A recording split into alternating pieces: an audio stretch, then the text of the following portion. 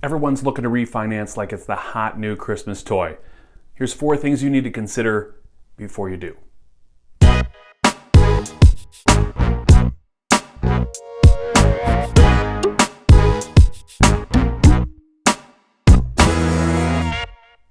Hey everyone, welcome to Minneapolis Living. I'm Nick Sundahl with Akedah Homes of Keller Williams Classic Realty Northwest.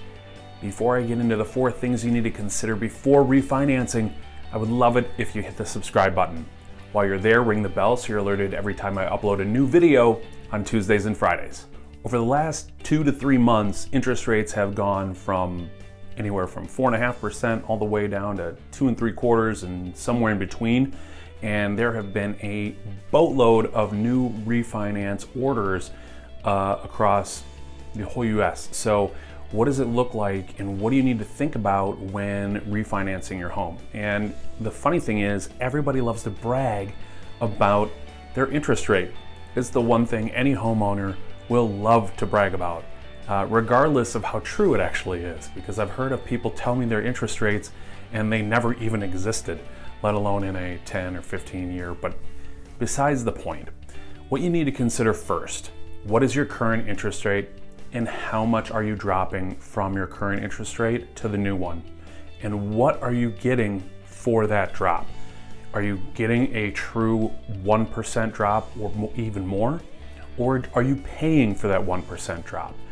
Most people will recommend that you get at least a 1% cut in from your current interest rate into your new one.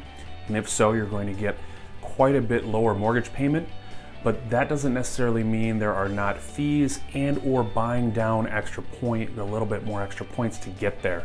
So this is one thing to consider when talking to your loan officer in what that full point means or what that drop in interest rate means. Now, the second thing you need to consider is what type of mortgage are you going to be getting on your refinance?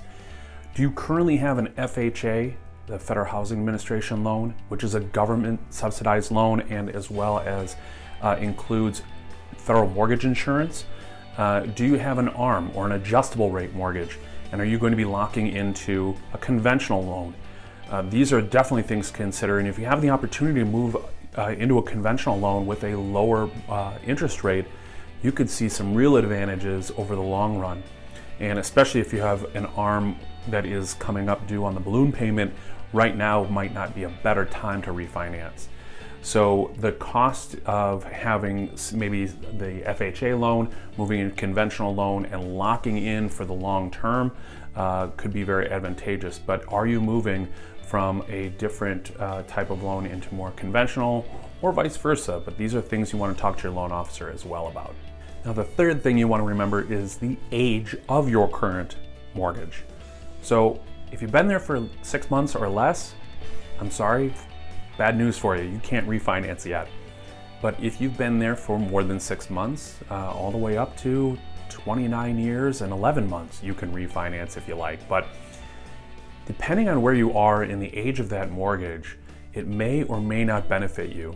And these are the discussions you want to have, because if you're, say, halfway through your mortgage, got 15 years left, you might want to refinance into a 15-year mortgage at a much lower rate. Perhaps you're 10 years in and you want to pull some money out and you've got quite a bit of equity built into the property. So these are the things that you consider when the age of your current mortgage before you decide to refinance.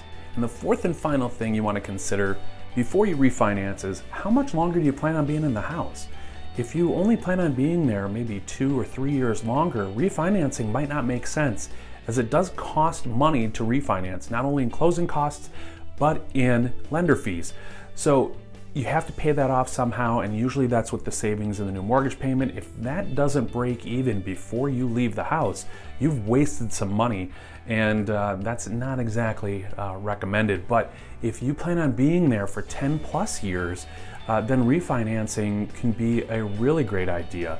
Or if you only have a couple years left on your mortgage, then refinancing probably doesn't make a lot of sense. So those are the 4 things you need to remember before refinancing your current mortgage. Do you have any questions about this? Well, please comment below. Or you can reach out direct. Call, text, email, hit me up on social media if you like. Honestly, I would love to answer any questions you have. This is Minneapolis Living. I really appreciate you watching. Please stay safe, please stay healthy, and I'll see you next time.